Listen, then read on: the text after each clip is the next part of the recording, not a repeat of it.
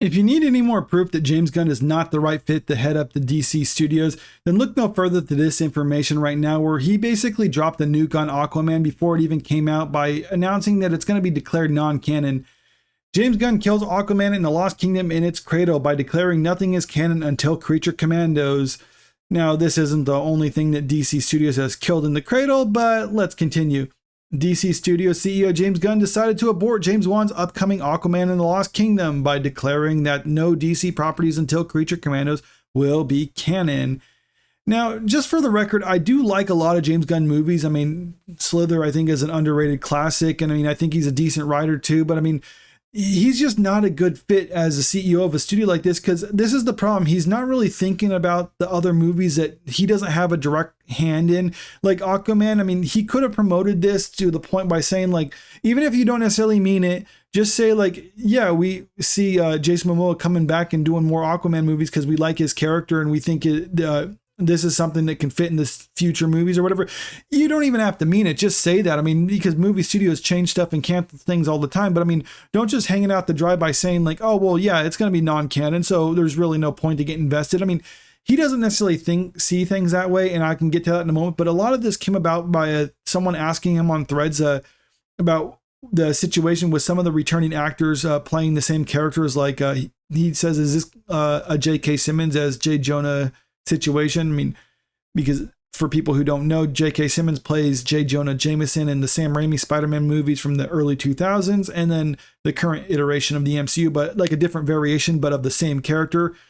And James Gunn kind of said like, yeah, that's what they're doing with some of the characters like John Cena, Viola Davis, and actually Zola Maraduena is going to play Blue Beetle again. I mean, that's come as something that surprised me, considering that movie was a huge bomb. But I guess it's like, okay, there's some characters are willing to bring back, and he should have said that about Aquaman too. But I mean, by just saying like, no, this is going to be non-canon. Creature Commandos is going to be the first movie in his universe, followed by Superman Legacy. It really just kind of makes people think like, well, then why do I need to watch Aquaman and actually get invested in it? But James Gunn, he was asked something like that specifically about getting invested in something on these characters if it's just going to be more or less wiped out after this movie. And this is what he said. Gunn replied, if you think of anything as investing time and effort, no matter what shared universe, you definitely shouldn't be. Every story should be enjoyed and worth partaking in and of itself without its attachment to an outside world. And to an extent, I agree with that. I mean, look at the early phases of the Marvel movies. I think those movies were good standalone movies. I mean, you don't necessarily have to watch them and think of them as part of the shared universe, but they were a part of it. I mean, they had some setup, but they were all their own movies ultimately. And you compare that to the current iteration of the MCU where it's just entirely set up for the next movie. And James Gunn saying like, yeah, you should watch them as a standalone thing. And I think that's fine. But the problem is that's not why people watch a lot of these comic book movies with the shared universe, like with the DCEU or the MCU, because it's more or less every part is greater than the sum. I mean, the whole is greater than the sum of its parts sort of thing. That's what you're getting with this. And you might get people who are like, I'm not necessarily a huge Aquaman fan, or I don't really necessarily care about it, but I like the whole DCEU, so I'm going to watch this movie because I want to stay up to date with everything that's coming out.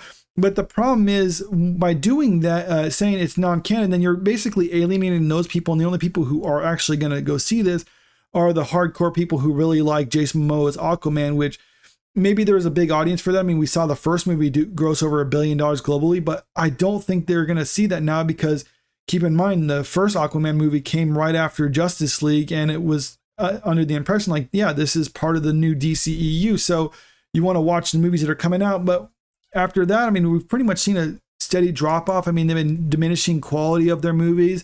And not only that, once James Gunn came over and just said like, yeah, everything's going to be non-canon until my movie starts, like, well, then we saw an even steeper drop off. I mean, Shazam was a huge bomb. The Flash was a huge bomb. Then recently Blue Beetle was another bomb. I mean, 7 in a row were just terrible, and it looking like Aquaman is going to be the 8th one. And I think a lot of this is just simply people are not interested in watching a character from a shared universe that's going to be retconned out of existence. I mean, despite what James Gunn's saying, like if I agree with him to an extent that people should be able to watch these as a standalone thing, that's not how audiences think these things, because the whole DCEU model up to this point was trying to get people to come in because it's all part of a shared universe. And now they're saying to ignore that aspect of it and just watch them as standalone films. And that doesn't work. That's why when movies like Shazam flopped because it was not part of the shared universe, or at least that was the impression a lot of people got. You have the director of Blue Beetle coming out and saying stuff like this, or he's basically trying to say like, no, Blue Beetle is going to be part of the shared universe. And then he kind of had to be corrected by James Gunn saying like, well, no, not necessarily. Then Blue Beetle's director came out and be like, well, he might be. It just depends on if people like the character and whatnot. I mean, so he understands that that's what brings people to theaters, especially when you have a little bit more obscure characters, is you actually have to have that shared universe aspect. I mean, James Gunn did a great job with Guardians of the Galaxy. But do you think anyone would have gone and seen it, at least in the numbers that they did, if it wasn't a Marvel MCU movie following Avengers? No, I mean, even a lot of people who are fans of like Marvel properties still didn't know who the Guardians of the Galaxy were because that was a little bit more obscure for general audiences. But Avengers happened and it was really big. And then it's like, oh, now there's this new Marvel movie coming out and people flocked to theaters to see it. I mean, yeah, it was really good. I mean, I think if people went and saw it, if just on as a standalone movie, it probably would have done okay. But it wouldn't have pulled in the numbers that it did because it wouldn't have been a Marvel movie. But since it did great, and it got 2 more sequels after that. And James Gunn's trying to say like, yeah, those were kind of standalone movies, and they do feel separate from the rest of the MCU. And I think that's kind of what works for them. But at the same time, they're still a part of something bigger, and that's what's needed for these movies. And by saying that it's going to be non-canon until Creature Commandos next year is literally just hanging them out to dry. I mean, what he should have done, in my personal opinion, is just kind of said like, I'm not, when he's brought in, just kind of say something like, I'm not looking to change up everything or whatever. I got the movies that I'm planning on doing, and I'm going to try to incorporate those into what's been made, and maybe like tweak things and course correct where we think things went wrong with these movies or whatever. I mean, I think that would have been a lot better, and we would have seen more people actually going to see these latest movies that come out now. And if he wants to come back later on and say like they're canceling them or they're changing up their plans or whatever, that's one thing. But by just saying before that they're even released that we're just going to declare them non-canon, it more or less is just abandoning them. And we saw latest bombs coming out of DC, and I think this Aquaman movie is going to be another one. It might do okay. I mean, I don't think it's going to do nearly as bad as The Flash, but I don't expect it to make money. I mean, if it does make money, I will be surprised. But I think Warner Brothers, in a way, is expecting it to lose, and they're just thinking like, well, we're just already going to accept that it's going to lose, and if it succeeds in any way, shape, or form, then we'll consider that a bonus. But this is just not a good look. I mean, even though James Gunn had no say in the creative aspect of it, I think he's starting off on the wrong foot by just trying to come in and just crap on everything that's already been there before him, instead of trying to find some way of working with it. But that's just my opinion. Let me know what you think about all this in the comment section below.